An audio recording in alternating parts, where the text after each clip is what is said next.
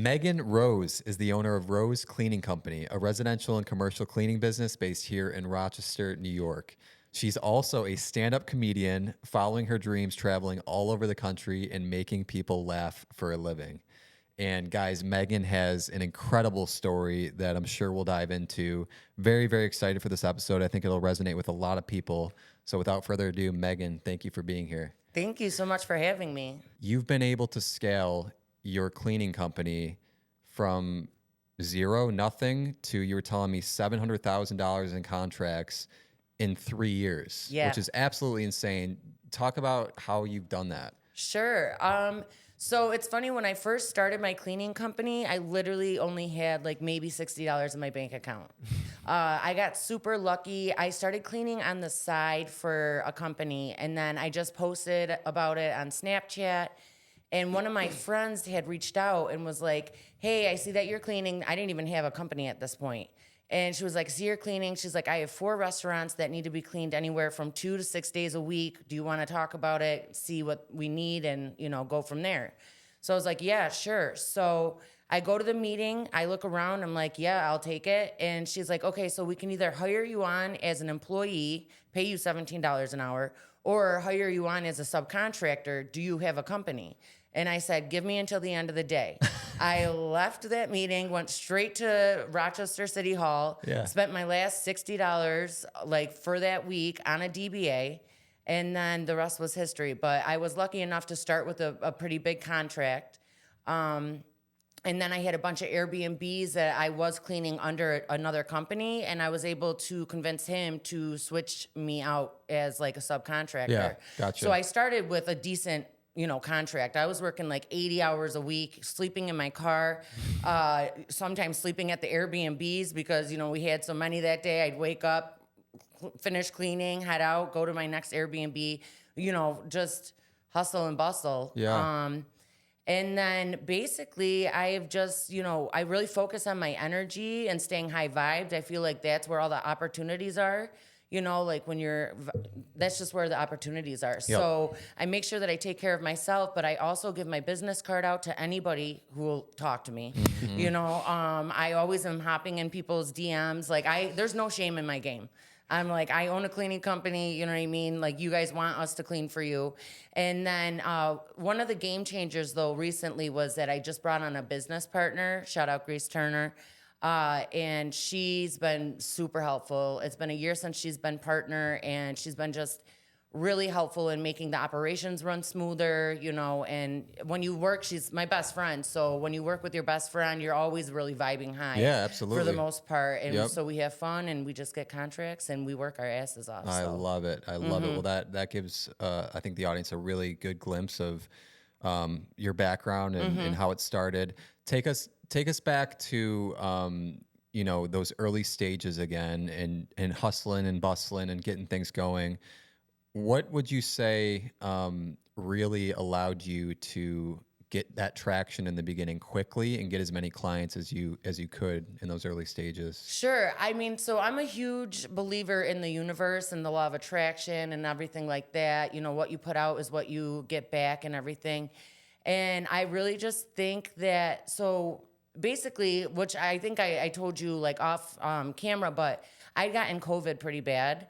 And I ended up in the hospital for 2 weeks. And when I was in the hospital, I had lost everything due to partying, drinking, everything. I literally was homeless. I was 100 pounds heavier. And I was just sitting there, the week before, I literally wanted to die. And then a week later, I was in the hospital fighting for my life.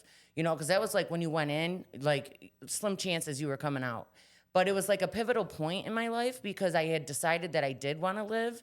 And I was like, and if I do want to live, I don't want to live how I'm living. I want to be a millionaire. So I'm going to go out and do millionaire shit. Wow. So, one of the biggest things that helped clear up my energy and raise my vibes was I quit drinking for a long period of time.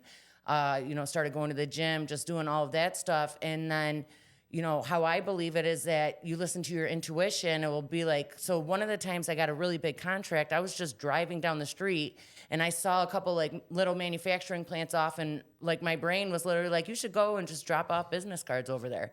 And I was like, okay. You know, I did.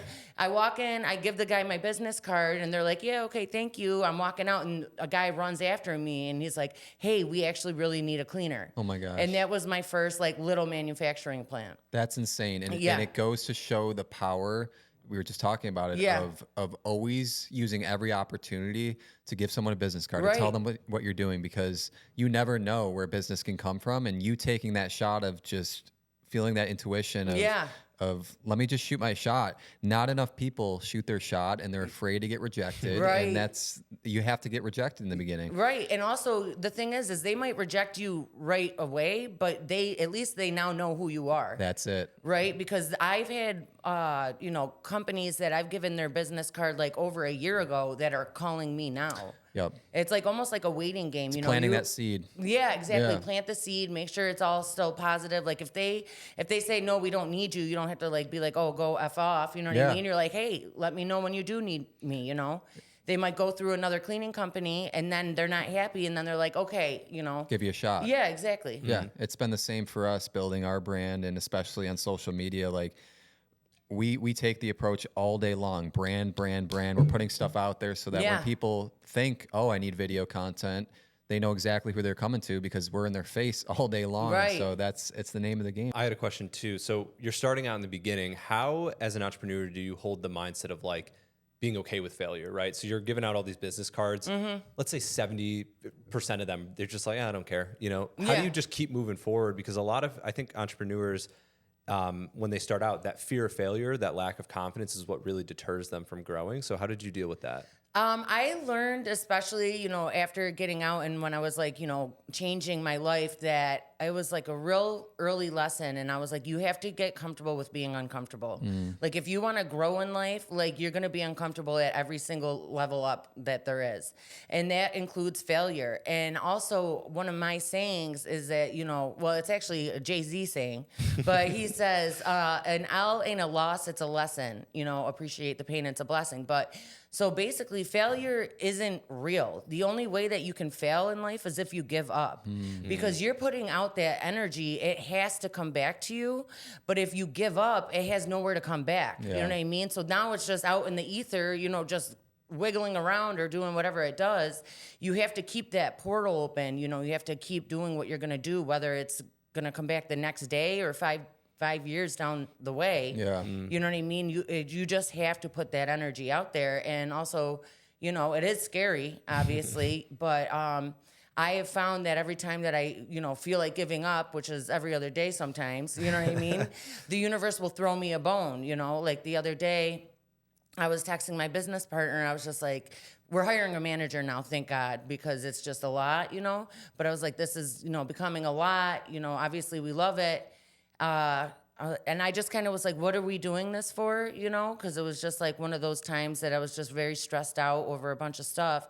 And then 2 seconds later, after I texted her, someone from New York City called me and was like, hey, we met in a bar. You gave this guy my business or your business card. You talked to me for a little bit. He's like, I own a property management company. We have 1,000 units, over 60 buildings.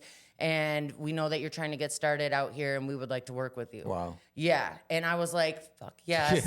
This is why I do it. You know what I mean? But I just loved that, the universe was like, here's a bone. Yeah. Like even if that doesn't work out with him, it reminded me that just keep going after your goals because it will happen. Yeah. The universe really does work in mysterious ways, and you get what you put out into it. Absolutely. And it all comes back.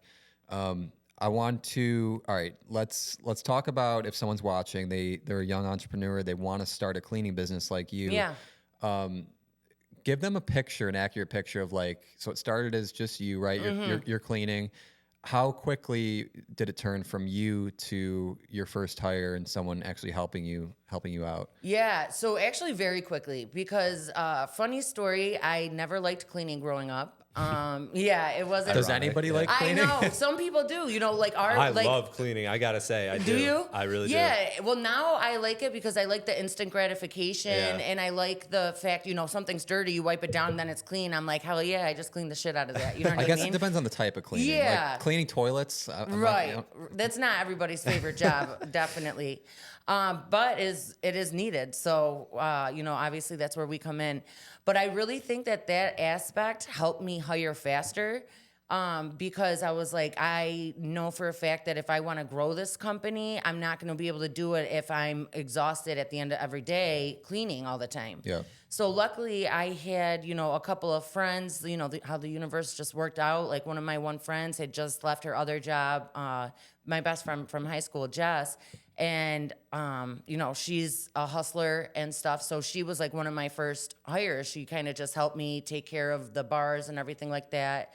Then I got that little manufacturing plant, and so I just hired someone on for that. And, you know, when I first started hiring people, I wasn't making like anything. You know what I mean? It was all going towards the employees. But the fact that I was able to go out there and sell and do what I needed to do, I was okay with. You got your time back. Right. Yeah. Right, exactly. And I was in, you know, that obviously I've scaled so much. So, you know, going from making $1,000 a week when I was doing it myself to making, you know, maybe 300, 500, it now, you know, And I think a it's a different story. great point that you make there, because you have to be okay with that as an entrepreneur if you want to scale, right? You got to be okay. And I went through the same phase of, I was making like a lot of money when it was just me. I was hustling, and then I hired my brother as my first employee, and all of a sudden, boom, I've got to pay him. And then Carter came on quickly after, and all of a sudden, I'm not making much anymore. And you got to be okay with that as an entrepreneur, knowing down the road that you're going to make a lot more. Exactly, exactly. And that's the best part. It's like,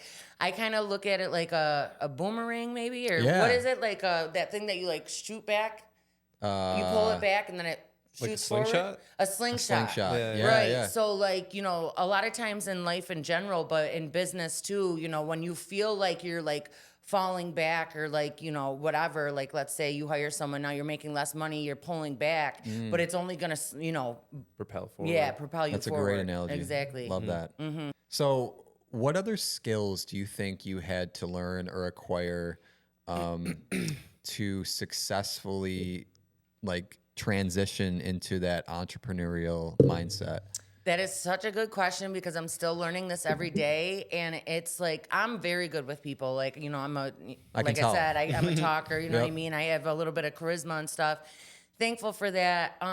However, before I owned a cleaning company, I wouldn't mind telling people how I felt about them. You know what I mean? I'd just be like, oh, you know, whatever. If they do something that I don't like, you know, I'd be like, kind of like, F you, and, you know, make my merry way. Obviously, you can't really do that in business. You know what I mean? So, like, there will be times that, like, we'll have a new hire who shows up one day, and we put all this energy into a new hire. You know, we talk them up, we train them for that day, everything like that. And then they just do a no-call, no-show the next day, you know? And I would love to be like, hey, you know, you just wasted all this time. Like, why don't you just do what you say you were going to do?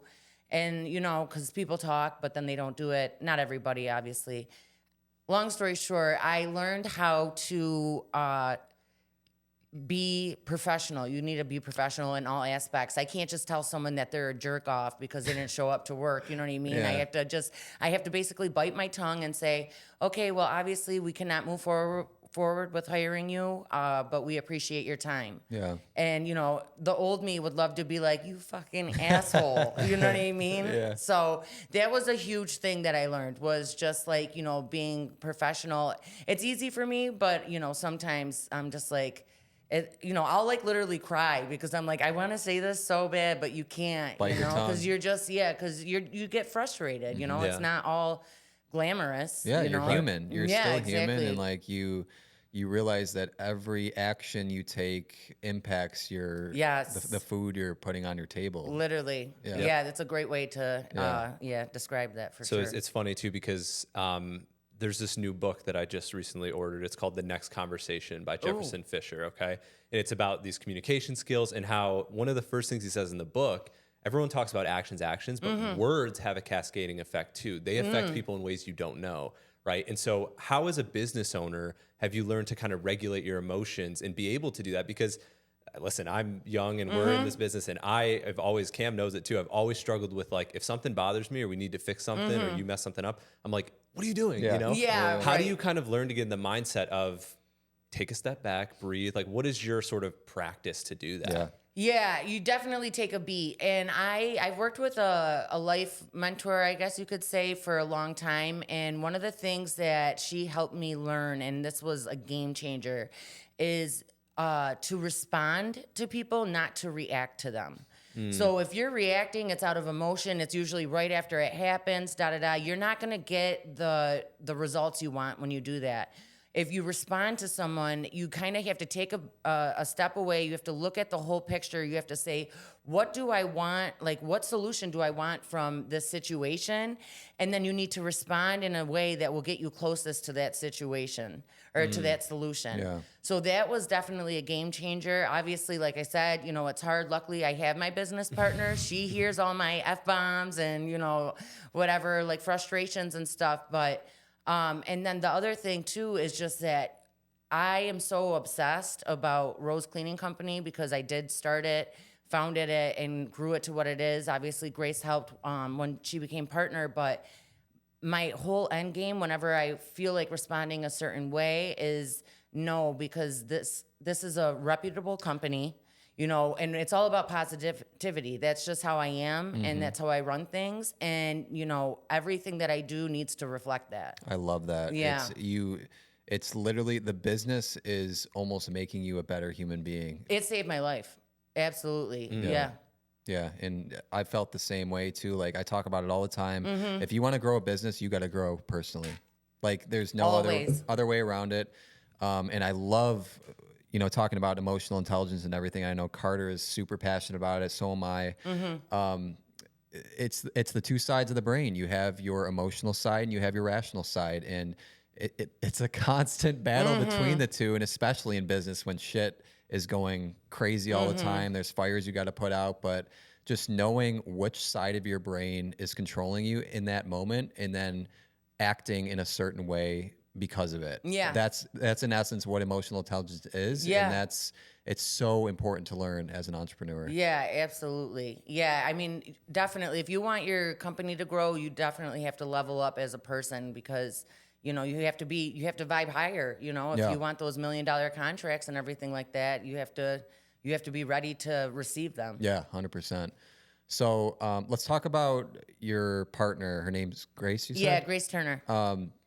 Talk about what you've learned about a partnership in business, because it's one thing being a solo, you know, person running it, and then all of a sudden another cook in the kitchen comes into the picture, Right. which can create good things and not so good things. So Yeah. just if you could talk like transparently about how it's been so far and what you guys have learned together, continuing to grow the company. Yeah, for sure. I will tell you that Grace has honestly been like one of the biggest blessings in my life, you know. And I remember back in high school, I just met her through comedy, actually, like maybe 2 or 3 years ago. But back in high school, I remember in business class, they were always like, don't do a partnership with your friends, don't do a partnership with family, it never ends good, da da da, you know, whatever. I'm like, yeah, maybe not for you, you know, whatever, whoever you are, and whatever happened to you. But when I first hired Grace, it was for the head of residential. I needed help with the head of residential, but she came in and she started doing research on her own. She started coming to me with good ideas, you know, off the clock, everything like that. And I just was like, wow, this person is phenomenal. Right after I hired her, we ended up getting a huge move out contract with an apartment complex. And so we kind of put the residential on hold, and I needed someone to flip all of these move outs. And Grace did it, no problem. She showed up every day. You know, she started like figuring out better tools. Like, we learned how to clean an oven together.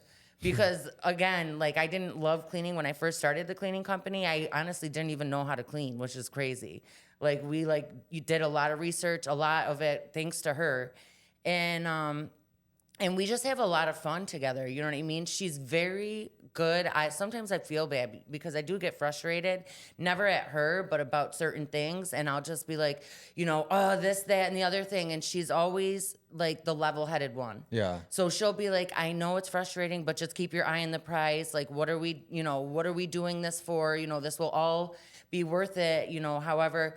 But it's definitely a two-way street, because there will be times that she's frustrated and then I'm like, hey, don't worry about it. You know what I mean? We're gonna, do this in a couple of years, or we have this coming out. Like it's gonna be good. So I've been blessed, with her being my business partner.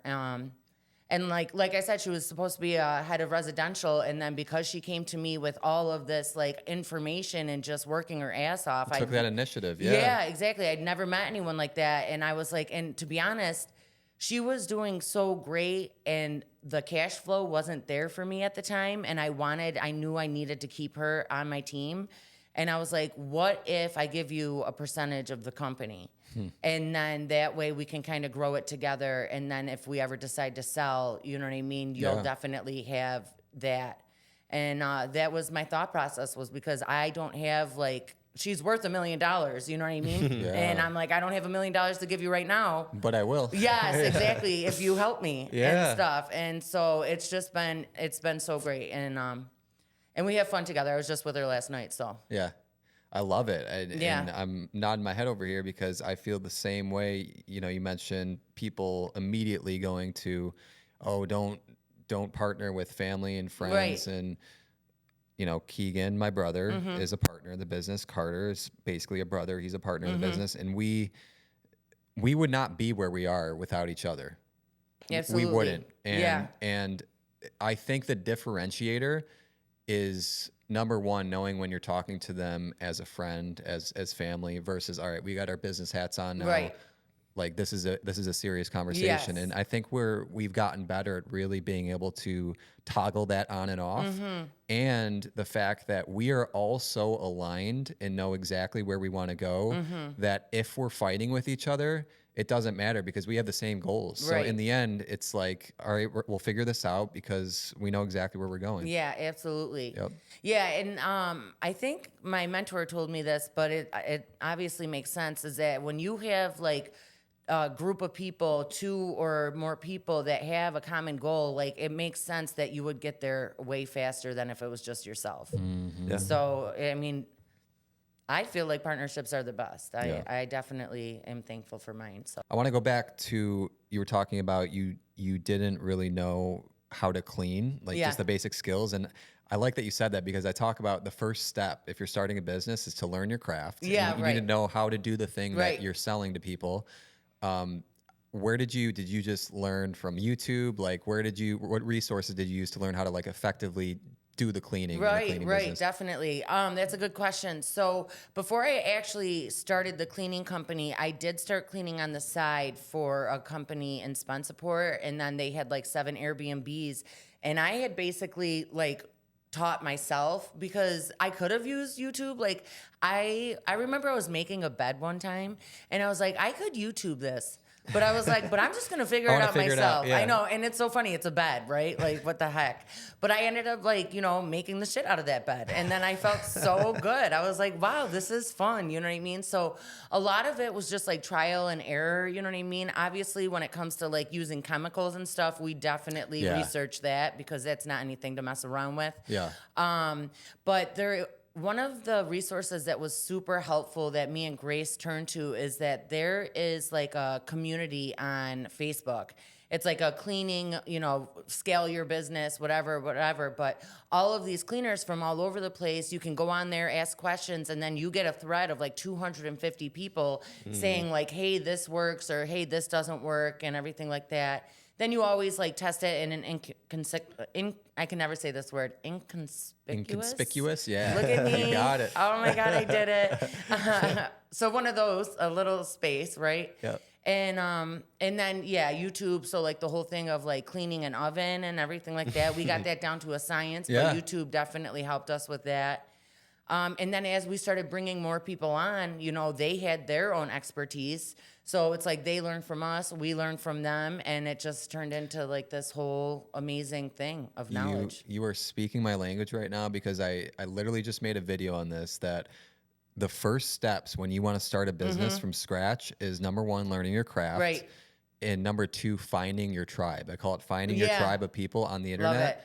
And that exact group that you found of people who have a cleaning business, who are scaling a business, you got in that group, and now you're learning from all these people around the country doing the same thing as you. It's powerful. Yes, it's so powerful. It's literally like, I would call that, like, that page is like a cleaning Bible. Let's talk quick about social media. Okay. Because obviously you just said you're on there all day long DMing people Right. and telling. How crucial is social media and content to growing a business in 2025 today? Yeah. I mean, I would say obviously very crucial, because everybody is on their phone and they're usually on social media 24/7. It's like an addicting habit, right? Yep. And at least for me, for social media, I like to be on it because that's where I get a lot of opportunities, because people always tag me in, like, you know, mom groups or like Town of Webster needs a cleaner, stuff like that. And, you know, I'll DM people and stuff. As far as like creating content, that's definitely something that we are going to get better at, because and that's something that our manager is going to help us with. I think that would definitely take us to the next level, at least for residential. Yeah.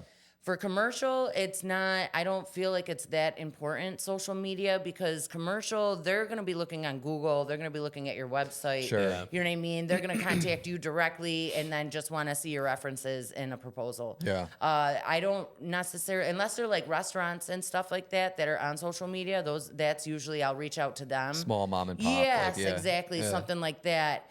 But the big ones, like manufacturing plants, which is like our new favorite thing, cleaning manufacturing plants, like they'll just look on Google. So then, you know, obviously Google is important there. But residential, 110%. You need to have that, you know, presence on social media. Yeah. Especially everyone loves before and after pictures. Oh, yeah. Cleaning videos are like addicting too. You know They what I mean? are. So It's like ASMR. Yes, Yeah, exactly. So it's something that's definitely like, we don't do that great of a job of it right now, which is crazy because we've still scaled as far as we have. Like, we've never paid for an ad before in our life. You know, it's all been word of mouth and just passing out business cards and everything like that.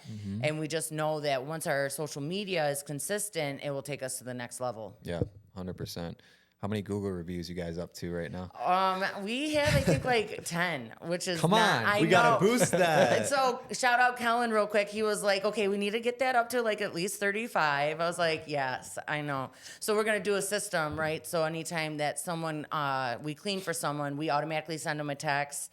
And then we're like, hey, if it's 5 stars, review us. If it's less than that, we'll talk later. That's exactly it. And it's the same system we use. Yeah. After every client, we go, the first text is, hey, just checking in, making sure that you're happy with our service. Yeah. If they say, oh my God, we loved you guys. And, Yeah. and then I say, amazing. Would you be willing to shoot us a quick Google Right. review? I can shoot you over the link. And by doing that, we've got close to 200 5-star reviews. Just that Amazing. system right there. So. Yeah, we're excited to implement that. Yeah. All right. I think I like to divide the show up into, you know, practical stuff and then go more into mindset and that kind of stuff. So, and I think your story, you can kind of tie that in if you want, because I know you've been through just a ton of shit.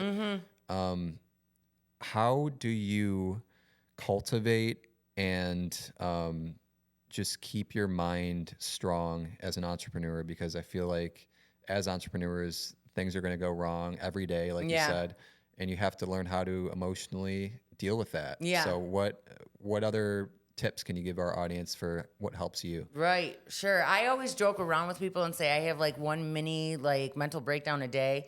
But really, in all reality, routines are important. You know what I mean? Like, I wake up every day. This is something that I would love to shout her out. Maggie, Magnify Maggie. That's my mentor. Amazing. But she really helped me like realize how important routines are. So, like, you know, I have my morning routine. I listen to, you know, Bob Proctor or like, you know, Abraham Hicks or something like that. Anything positive for like 10 minutes as soon as I wake up. Then I have a healthy breakfast. You know what I mean? I look at the sun, you know, stuff like that. I do that, I would say, like maybe 5 to 7 days a week. Yeah. Right? Because when I do that, then I'm like, okay, now my foundation is set. It's basically what I've learned is that my biggest responsibility, if not my only responsibility of that day, is to make sure that my vibes are high before I leave my apartment. Right? Because when you have high vibes and then something happens, you're going to look at it from a totally different perspective than if you like didn't get any sleep that night, or if you're irritated, or if something like you didn't basically raise your vibes. You know, like anything like an employee calling out sick, if I'm low vibed, I might be like, all right, I want to fire them. Like, F this. I'm over this shit. You know what I mean? Yeah. But if I'm high vibed, I might be able to be like, oh, you know what? I remembered that this employee wanted more hours, so let me just switch that over. And then, you know what I mean? Like, the opportunities are there when you're high vibe. They're easier to see. Yeah. So that's my main, suggestion for anybody who is an entrepreneur, is to like make sure that you do whatever you have to do when you first wake up in the morning to get into a high vibe mode. Yeah. I think that's what we got to call this episode. How to be high vibe. Yeah. That's all it is. I know, right? I love exactly. I know. That's like that's my favorite thing to say. I'm like, love it. vibe high, vibe high. High vibes. Let's go. But yeah, so I would say that would be my main thing. And then another thing is obviously like good habits, like going to the gym. That's always helpful. And then I travel a lot. So I go to New York City at least like once a month. And even like this past month, which has been like probably the most trying month that I've had since I started the company, because we are going through like such growing pains. I literally have not had a day off, and I don't even remember. But I'm like, I'm going to New York City on Friday. So when I do get stressed out, I'm like, New York City on Friday, New York City on Friday. You know what I mean? Yeah. You just got to remind yourself, what's the end goal? What are you doing it for? Right. Love that. Let me ask you this, right? This is something that I know we're in the same phase, right? Yeah. Very similar position, revenue-wise, scaling, growing pains. Yes. And so a tricky part for me kind of leading the team, or Cam, you've experienced this as well, is how do you learn as an entrepreneur, once you've kind of scaled to this point, you have multiple team members to care about, to let go, right? So you obviously are responsible for the business, but how at the end of the night are you able to put your head down on your pillow and just rest? You know, I've always dealt with insomnia. I know a lot of business owners, that's a big thing. How do you learn to just let go of control and take it into the next day? Yeah, I know. And that's something that I'm definitely working on. You know what I mean? Because like I always feel like my brain is like, and I'm sure this is like you said, for a lot of people, but I get the best ideas right before I'm about to go to bed. Yeah, me too. You know what I mean? Yeah. I lay down, I'm like, okay, it's time to sleep. And then my brain's like, you know what you should do tomorrow? Or you know what you should do next week? Or who you should hit up? Or, you know, this money, you know, like how can you grow? And I'm just like, okay, shh, go to sleep now. Yeah.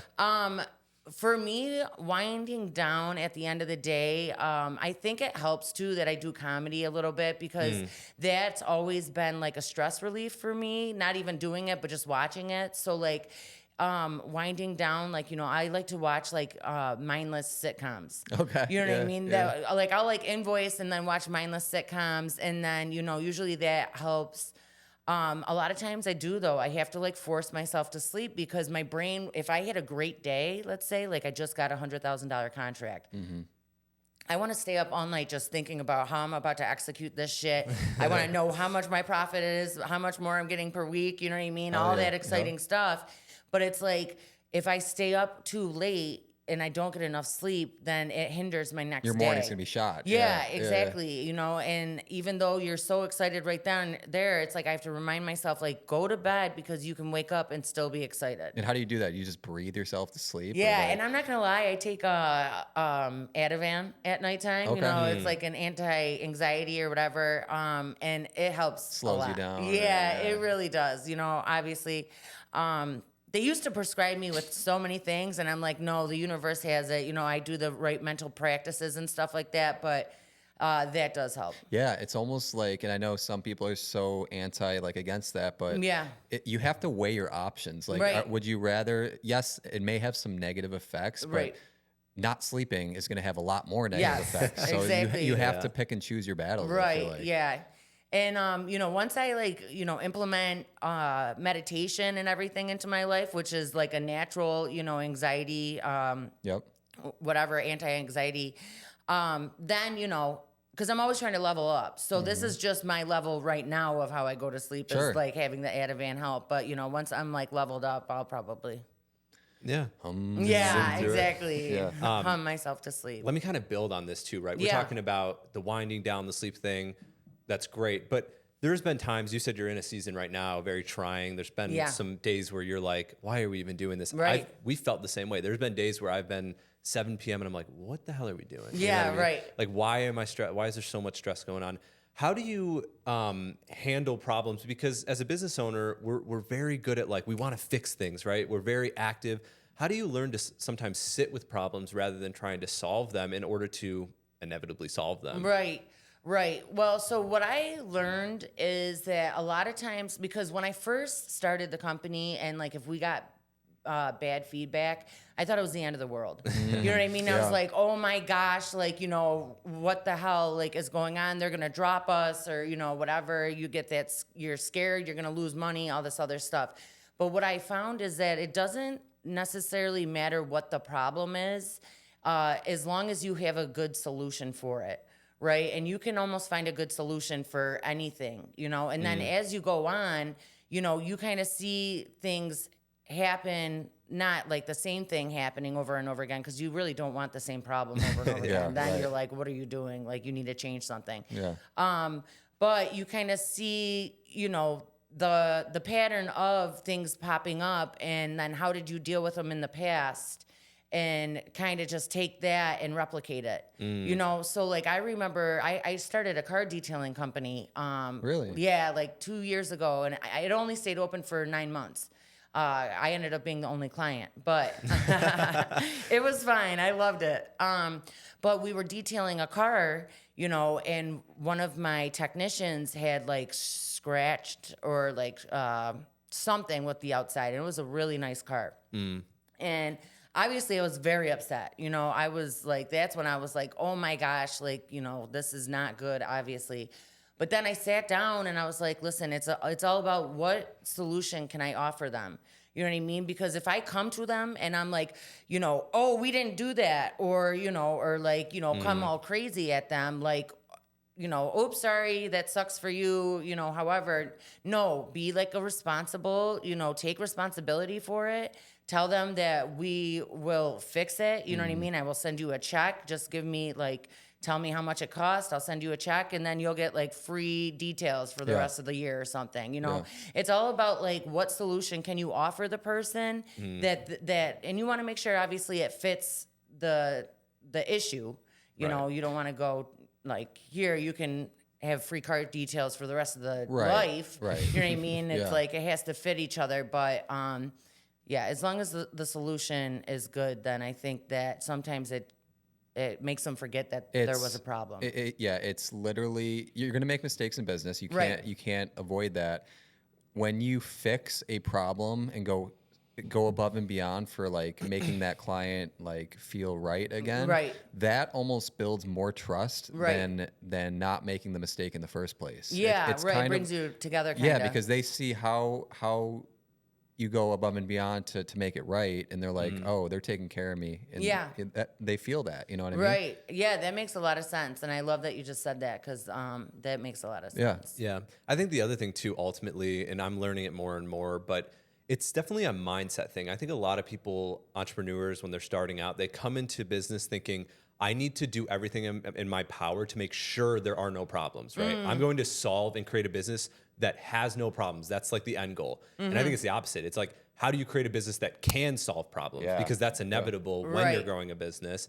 And it's just a weird shift. I think culture's created we need to solve everything, as opposed to there are problems. Yeah. That's okay, Right, exactly. And I mean, problems, that's how you grow. Yeah. You know what I mean? You make a mistake, and then this is what I tell people, in our clients too, if we miss something, let us know, and I can guarantee you we will never miss that again. Yeah, You know what I that's mean? it. Yeah, and like so a problem arises, I see like what we did, you have to make sure you take responsibility, you know, for your like what did you do?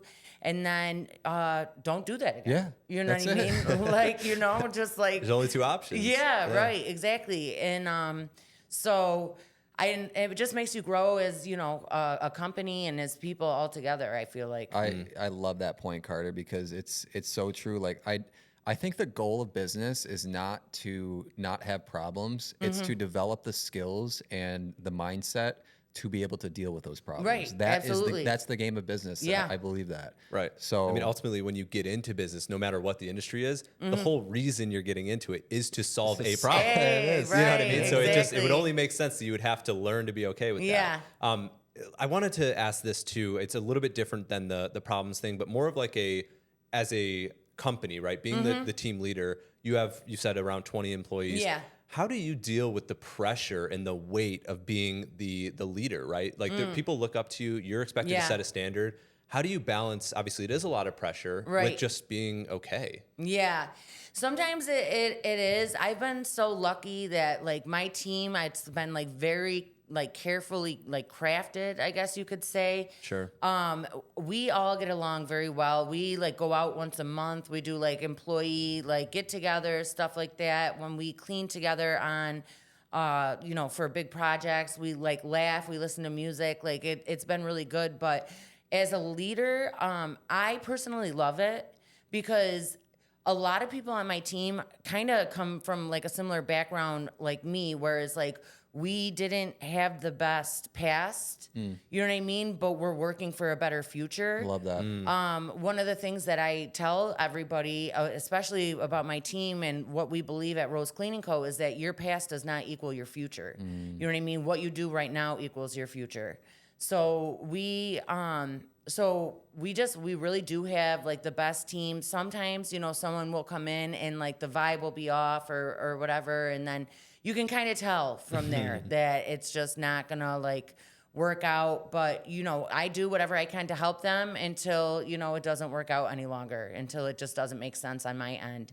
Yeah. Then it can be exhausting because you're just pouring in energy basically into like a Black hole. Oh, yes, exactly. Yeah. Exactly. Yeah. But I do like, you know, I'm very big on positive like energy and everything like that. So I love it because my employees are big on that too. So they'll call me sometimes and just be like, oh, you know, this just happened. And I'm like, hey, listen, this is probably the universe just trying to say da da da. And then they'll be like, I'm so glad I called you. You know what I mean? And then that feeds my soul too. 100%. Real quick before we start to wrap up here, I want to talk about the comedy because Yeah. if we didn't talk about it, it'd be a waste here. Yeah.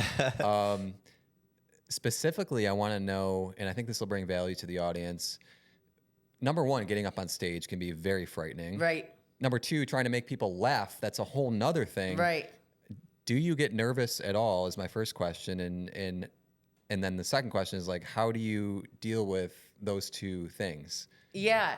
So do I get nervous? Absolutely. I was at an open mic last night. You know, open mics, they're not like huge shows or whatever. Obviously they're super fun still, but it's like any stage.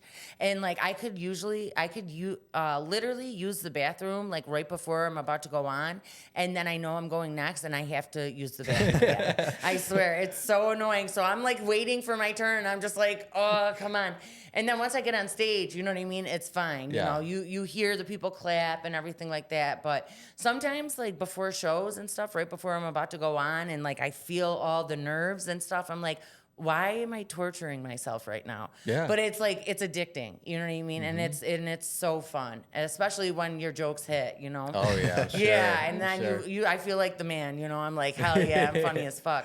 But, so yeah, definitely for that. And then what was the second? Oh, how do I balance the two? And then making people laugh. I mean, does that just come natural to you? Have you learned how to become a better comedian? Or Yeah, like obviously when I first started comedy, I didn't even know anything about joke writing. You know what I mean? I actually just, I did like a comedy boot camp and I had put together like a quirky poem, you know, and like I said it and like people loved it. And I was like, oh, this is so exciting.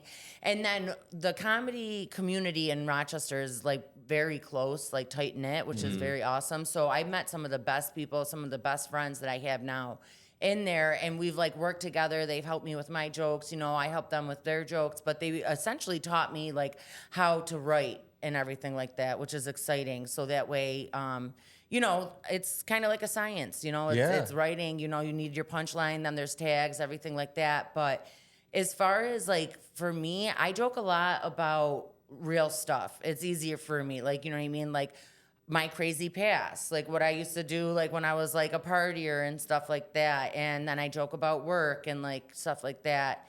But growing up, that's how I made friends, was making people laugh and everything like that. And so it really is near and dear to me. And then the last thing that I'll say about like why I got into comedy was because when I was partying a lot and I was like very depressed, I started watching The Office. I love it. That's my favorite show of all time. Oh my God, best show ever in life. And I watched it after, you know, it was all over. Like I was like 10 years behind.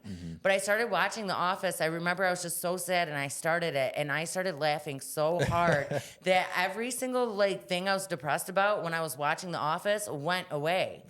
And I was just like, I want to do this for other people. You know what I mean? Like let them know that, you know, if as long as you can laugh, it will be okay. So laughing literally changes like the chemicals in your brain. It's crazy. It's amazing. I love it so much. Yeah. No, that's awesome. So let me ask you this actually, because it's interesting that you sort of have, obviously you're growing this business, but then I know you would probably say comedy is like the true passion, right? Yes. Yep. So it's like, how do you balance that? Because again, if you take your eye off the ball with the business, it will stop its growth, right? While also being able to like enjoy this sort of side passion. Yeah. How have you been able to balance that? And do you notice that it does in any way take away from one or the other? Yeah, that's a great question, because everything that you just said is basically what I've been going through for the past like 3 weeks, especially. Like I said, we got this crazy growth spurt, which I'm so thankful for, obviously, but like I haven't been able to hit any open mics or anything like that. And then when I get home, I'm too tired to even try to write, you know what I mean?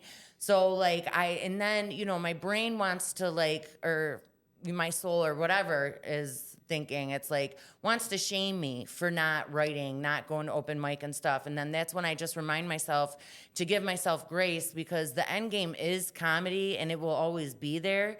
And when I do start putting that energy back into it, it will scale quickly, you know, but it's like sometimes I do need to take 3 weeks to a month or whatever to just fully focus on the business. Yeah. Especially when we're growing like we are right now. However, now that we like hired on and we're getting a manager and stuff, now all the real fun happens, because I'll be able to like open my calendar up a little bit more to be able to, you know, so it's like I'm working so hard at the company, but I'm also getting it set up so that way I can have more time for comedy. So, yeah, it's being aware that the company is a vehicle to get to to where you want to. Absolutely, yeah. So even if I have to miss 3 weeks, it's okay, because I'll be back. So your big thing is patience, right? Like you're not rushing to like, you know, I need to scale this as quick as possible so that I can get to the comedy. It's like, no, I know that is my passion and my skills, but for now, I know that business comes first, and then this will be like, it'll be there when it's ready. Yeah, absolutely. And then even like, just like, so last night I went to an open mic. It was the first one I went to in like maybe a month. And it revives you. Like, you know, at least for me, because it is my passion. So like I get to hang out with all my friends. I went up on stage, like my jokes hit.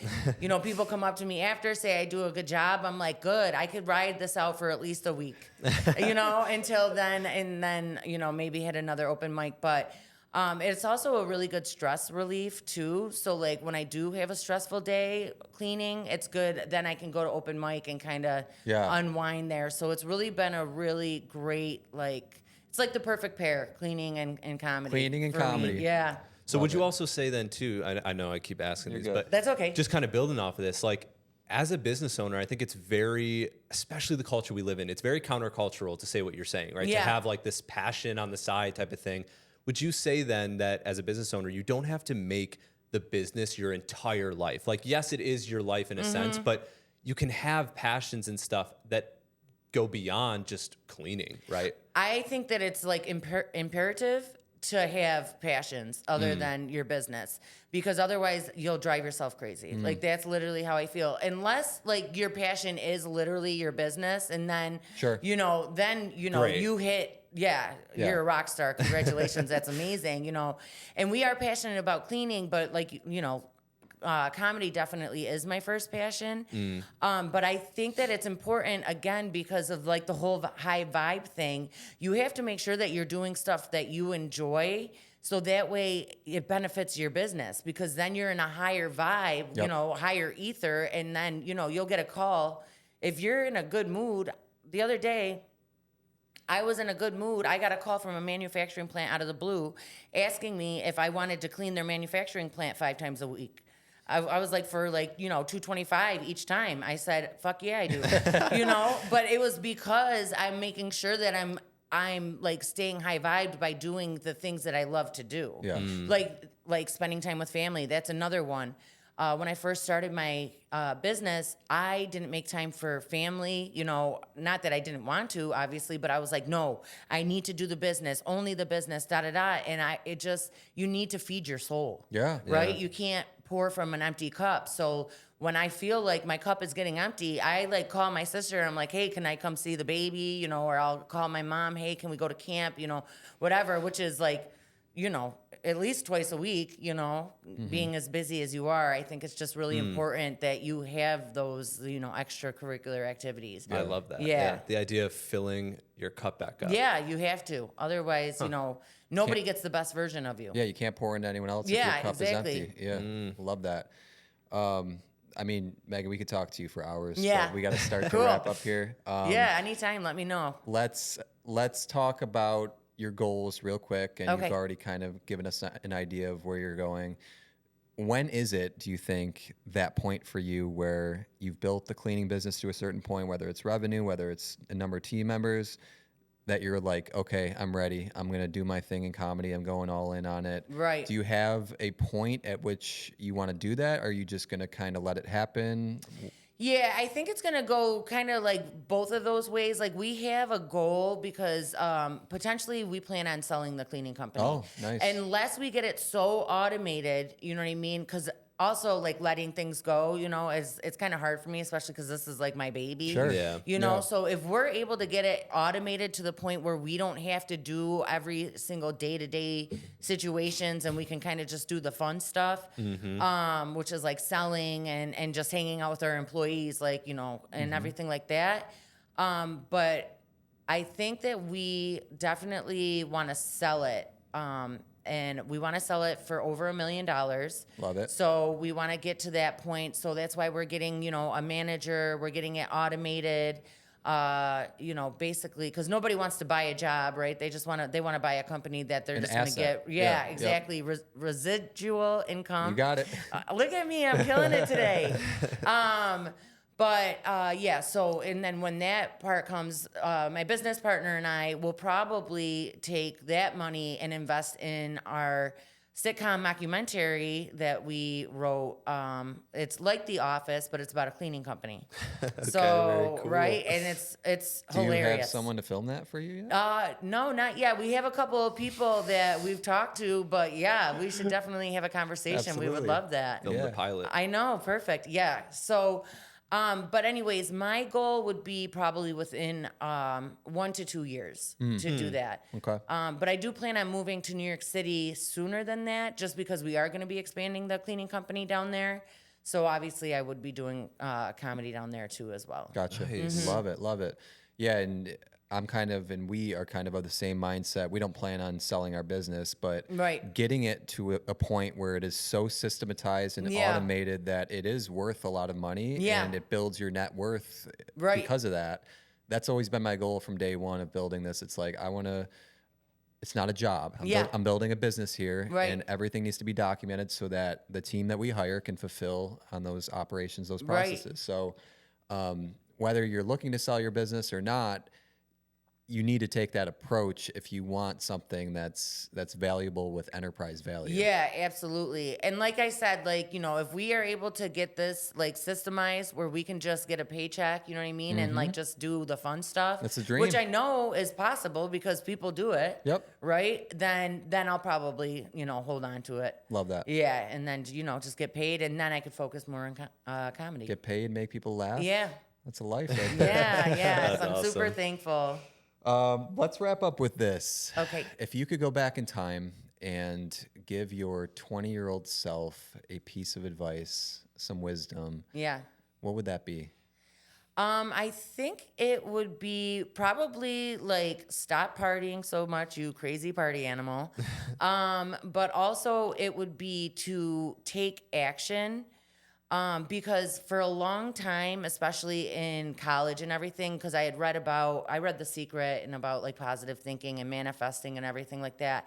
And so I did that. I did all the positive thinking, you know what I mean? I made goals, but I never acted upon anything. You know what I mean? I never acted on anything. And then, you know, so like I have a joke about it where like, you know, I would manifest like where I left my wallet the night before, you know what I mean? Stuff like that. Like that's how I was using the manifestation. But like taking real action, once I started taking real action, and that basically happened after I got out of the hospital with COVID, all of that positive energy that I put out for those 10 years prior that I never acted on, I really feel that's why I was able to become so successful so quick, is because the universe was just waiting for me to open a portal, you know, start a business or whatever, to send that energy back into my life because it was just hanging out, you know, it had nowhere to go because I was not taking action. Love that. I didn't give it anywhere to go. And then once I did that, it just was like, Burst it out. Yeah. yeah, it like fucking hit me in the face like a ton of bricks. And so yeah, I would just tell myself to take action. Take action. You can learn everything in the world. You can read 100 books a year. Yeah, It don't matter if you're not acting on it. absolutely, absolutely. Love it. That's really all I got. Do you have, actually I already kind of talked about a favorite book, like one favorite book that's really Ooh, changed your life? So I think one of the books that I read when I got out of the hospital was called The Audacity to Be Queen. And it's just like, you know, boss babe type things. And it's, need that book. yeah, obviously. you need it. But one of the things that she said in there that really hit me, and I was like, oh my God, this makes so much sense, was to let go of trauma and, you know, whatever like resentments that you might have towards people or whatever, let go of that out of your brain. Do what you have to do, cry it out, you know, write it down on a piece of paper, like set it on fire, but you need to let it go because it's taking up space in your brain. And you need that space to be free so that you can listen to the universe.